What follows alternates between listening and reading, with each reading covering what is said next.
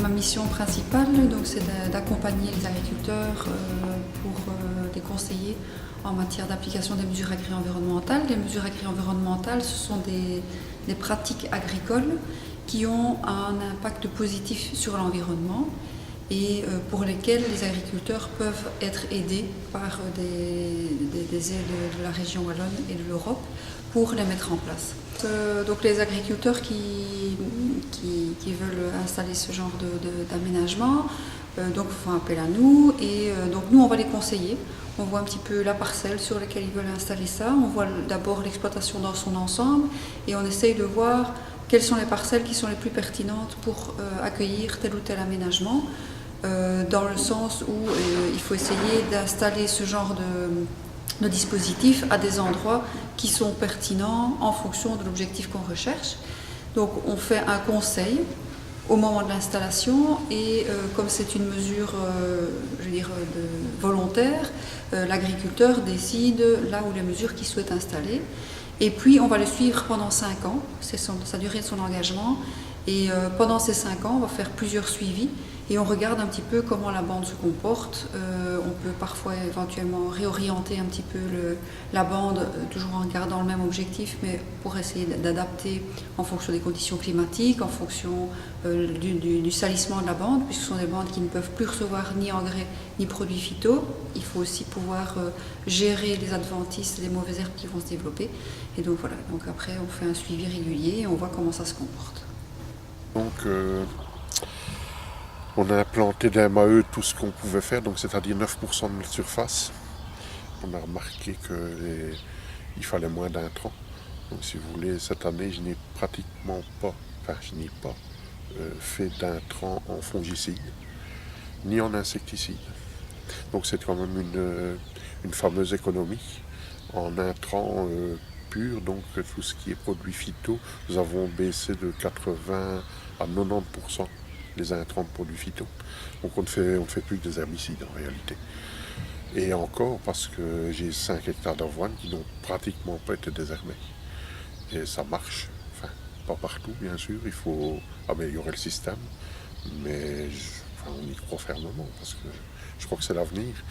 Parce que moi, dans notre ferme ici, j'ai remarqué donc les primes qu'on reçoit de la PAC, avant ces primes-là allaient pour payer les intrants. Maintenant, ils restent chez nous. Donc, il n'y a pas faute de question. Comptabilité, c'est pas mauvais du tout. Et alors, pour l'environnement, c'est bien sûr beaucoup mieux. Ça, c'est sûr. Au niveau des mesures agri-environnementales, il y a plusieurs mesures qui ont été entreprises. Au départ, c'était des couvertures de sol en hiver qui étaient faites sur une grande partie de l'exploitation.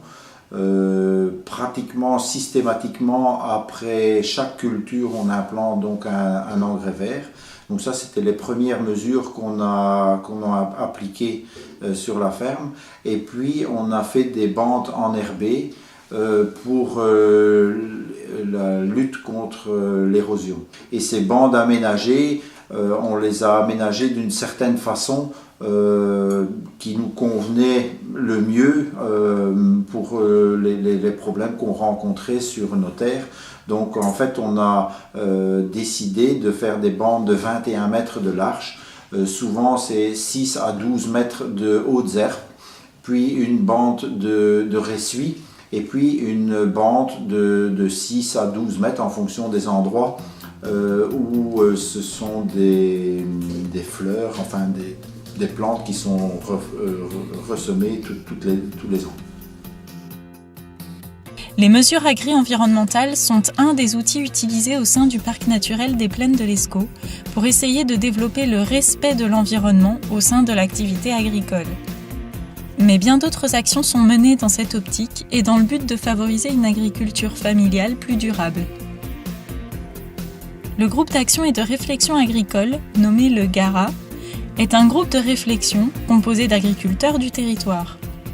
Ils se réunissent plusieurs fois par an afin d'examiner les problèmes du secteur agricole. Ils proposent des actions en accord avec les aspirations des agriculteurs. Chaque année, des séances d'études sont proposées au parc naturel des Plaines de l'Escaut. Ces conférences sont en général au nombre de 10 et ont lieu en soirée, de janvier à fin mars. Elles ont pour but d'apporter un complément d'information aux agriculteurs sur des sujets techniques divers et de faire intervenir chacun des participants par le biais d'échanges en fin de séance. Ces thématiques sont déterminées par le GARA et font à chaque fois intervenir des professionnels et des spécialistes en la matière.